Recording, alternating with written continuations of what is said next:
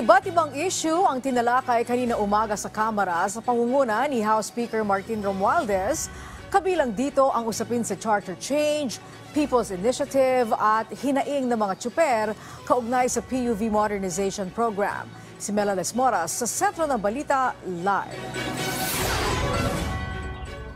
Angelic, isa-isang sinagot ni House Speaker Martin Romualdez ang mga issue ukol sa charter change. Bukod dyan, patuloy rin naman ang mga hakbang ng Kamara ukol sa PUV Modernization Program. Pasado alas 10 ng umaga kanina nang magsimula ang dialogue ng liderato ng Kamara sa panguna ni House Speaker Martin Romualdez kasama ang ilang local jeepney manufacturers sa bansa. Dito'y kanilang tinalakay ang mga proposal ng local companies para sa mga bagong prototype ng Pinoy jeepney, bagay na nakukuha ng suporta mula sa mga kongresista. Ayon kay Speaker Romualdez, buo ang kanilang pananalig sa mga locally made products at noon pa man suportado niya ang Pinoy jeepney kaya't maaasahan nilang tututukan nila ito. Samantala, sinundan naman ng isang press conference ang naturang dialogue kung saan pamunahing natalakay ang issue sa charter change. Kahapon, nagpadala kasi si Speaker Romualdez ng sulat kay Senate President Juan Miguel Zubiri kung saan muling iginiit ng House Leader na susuportahan at i-adapt ng Kamara ang ipapasang resolusyon ng Senado para sa charter change, lalo na sa ngalan ng ibayong pag-unlad ng ating ekonomiya. May nabanggit din dito ukol sa Alternative People's Initiative sakali mang may susuportahan din ganito hakbang ang Senado. Ayon sa House Speaker, kahit paulit-ulit na nilang sinasabi, muli siyang nanindigan na ang itinutulak nilang charter change para lang sa ikauunlad ng ating ekonomiya. Sa ngalan ng kapayapaan, susuportahan niya ng Kamara kung anong ipapasa ng Senadong hakbang patungkol sa Chacha. Sa People's Initiative naman, nanindigan siyang wala silang kinalaman dito at kahit pa may mga nagpaplanong magpetisyon ukol dito sa Korte Suprema, malaya silang gawin iyon. Umalma rin ang House Speaker sa mga banat ng kanyang pinsan na si Senadora Amy Marcos at hindi raw niya alam kung saan nanggaling ang kanyang mga akusasyon. Sa huli, giit ni Romualdez, sana'y pagtuunan na lang ng pansin ng Senado ang pagtupad sa kanilang tungkulin kaysa sa mga kontrobersya. Yung 2023 LEDAC na inagli natin noong Hulyo, na tapusin natin noong Disyembre, tinapos natin yung Setyembre.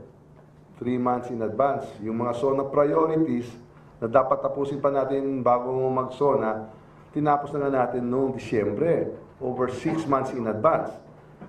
Hinintay na lang natin yung mga kaibigan natin sa Senado kung kailan nila tatapusin. Pero, kumbaga, wala kaming back subjects, naghihintay lang kami. Kaya sana, yung mga kaibigan natin sa Senado, ibig na kung anong pinag-uusapan, keso PI, keso RBC, tapusin na lang yung trabaho nila. Diba? Yung LEDAC, yung SONA priority, tapusin na lang nila. Tutukan na lang yung trabaho nila. Ating inano tayo porque tapos na yung trabaho natin eh. Kadugay. Angelic, ang paulit-ulit nga na binabanggit ni Speaker Romualdez, sila ay nakatutok lamang sa magiging magandang epekto sana nitong charter change at yan ay para sa ating ekonomiya. Kahit ang sinasabi nga niya, sana ay mawala na yung mga kontrobersya at pagtuunan na lang nilang pansin kung paano pa mas uunlad ang ating bansa. Angelic? Yes, Mela, bukod sa Senado kasi, may mga ibinabato rin na issue kay Speaker Romualdez. Ito naman ay patungkol kay Vice President Sara Duterte. Meron bang komento siya ukol dito?